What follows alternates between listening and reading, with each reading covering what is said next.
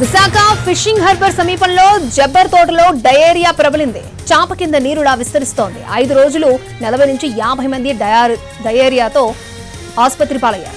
4 ఏళ్ల చిన్నారి గీతిక మృతి చెందింది. ఇద్దరి పరిస్థితి విషమంగా ఉంది. వాంతులు విరేచనాలతో తీవ్ర అస్వస్థతకు గురై హాస్పిటల్లో చేరారు బాధితులు. మంచినీటి కుళాయిల వద్ద మురుగునీరు కలుస్తూ ఉండడం వల్లే డయేరియా ప్రబలిందని చెప్తున్నారు స్థానికులు. ఈ ప్రాంతంలో మెడికల్ క్యాంపును ఏర్పాటు చేశారు అధికారులు. మరిన్ని వివరాలను మా ప్రతినిధి చిరంజీవి అందిస్తారు. విశాఖలోని 1 టౌన్ ఏరియాలోని జబ్బర తోటలో డయేరియా చాప కింద నీరులా విస్తరిస్తుంది. ఇక్కడ కలుషిత వాటర్ తాగినటువంటి కొంతమంది ప్రస్తుతం డయేరియా లక్షణాలతో ఇప్పటికే నగరంలోని పలు హాస్పిటల్లో చేరిన పరిస్థితి కనిపిస్తుంది. అయితే గత కొద్ది రోజుల నుంచి కూడా ఇక్కడ ఉన్నటువంటి ట్యాప్ వాటర్లో కాస్త మురికి నీరు కలవడం వల్ల ఈ డయేరియా ప్రస్తుతం వాటర్ అంతా కూడా కలుషితమై ఆ నీరు తాగినట్టు సుమారు 40 మంది వరకు కూడా గత 4-5 రోజుల నుంచి ఇప్పటికే హాస్పిటల్లో చేరినటువంటి పరిస్థితి కనిపిస్తుంది. ప్రస్తుతం మనతో మాట్లాడడానికి బాధితులు ఉన్నారు. వాళ్ళతో మాట్లాడే ప్రయత్నం చేద్దాం. ఇందులో భాగంగా ఒక చిన్నారి కూడా 4 ఏళ్ల చిన్నారి కూడా చనిపోయినటువంటి దురదృష్టమైన సంఘటన చోటు చేసుకుంది. అసలు ఏం జరిగిందమ్మా? కేజీహెచ్ పట్టుకెళ్లిన ఒక పావు గంట కూడా లేదు సార్. పట్టుకొని వెళ్లి ట్రీట్మెంట్ చేద్దామని డాక్టర్ ఇలా వచ్చే లోపు పాప చనిపోయిందమ్మా అని చెప్పారు.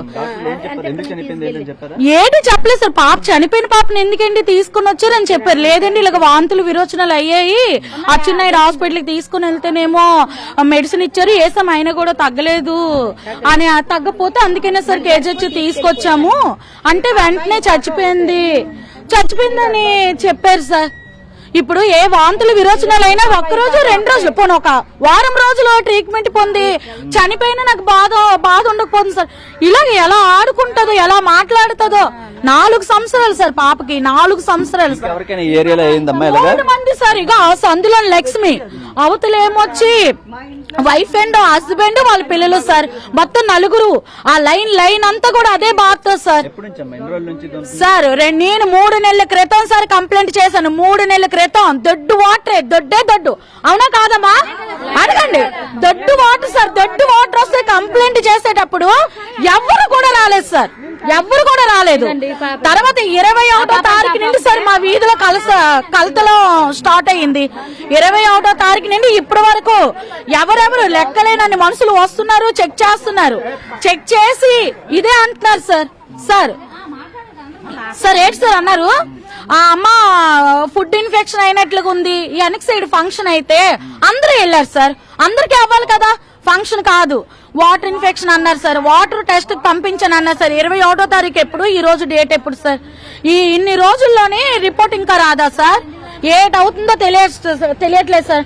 2 నెలల క్రితం ఈ అబ్బాయికి ఒంట్లో బాగోలేకపోతే మెడికల్ క్యాంప్ కనీసి వచ్చారు సార్. కేజీహెచ్ నుండి మెడికల్ క్యాంప్ కనే వచ్చారు. ఈ అబ్బాయిని పట్టుకొని వస్తే ఈ అబ్బాయికి టెస్టులు చేశారు సార్.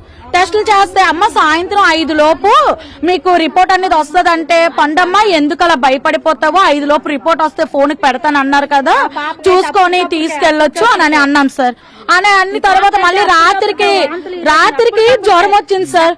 అయితే మళ్ళీ వేరే హాస్పిటల్ పట్టుకొని వెళ్తే ఎన్ని టెస్టులు ఏటేటమ్మా చెప్పారు, మలేరియా టైఫాయిడ్ ఎక్కువ ఉందంటే ఇక్కడ హాస్పిటల్ కూడా అడ్మిట్ చేయలేదు. ఎందుకంటే ఇక్కడ మాకు ఎవరు లేరు కాబట్టి విజయనగరం ఆంధ్ర చిల్డ్రన్ హాస్పిటల్లో అడ్మిట్ చేశాను. ఫైల్ కూడా ఉంది సార్.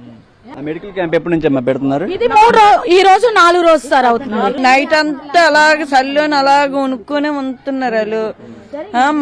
మా పాపకైతే గొంతుకు పట్టేసింది దగ్గు, మాకు జ్వరము తగ్గకంటుంది. నగర నడిబొట్టున ఉన్నటువంటి పరిసర ప్రాంతాల్లో ఈ విధంగా కలుషిత నీరు తాగి ఈ విధంగా డయేరియా బారిన పడినటువంటి పరిస్థితి కనిపిస్తుంది. దీని మీద అధికారులు వెంటనే చర్చించి స్పందించి వెంటనే న్యాయం చేయాలి. ఇక్కడ మంచి నీరు అందించాలని చెప్పేసి బాధితులు కోరుతున్నారు. కెమెరామెన్ రవితో చిరంజీవి, ఎన్టీవీ, విశాఖ నుంచి.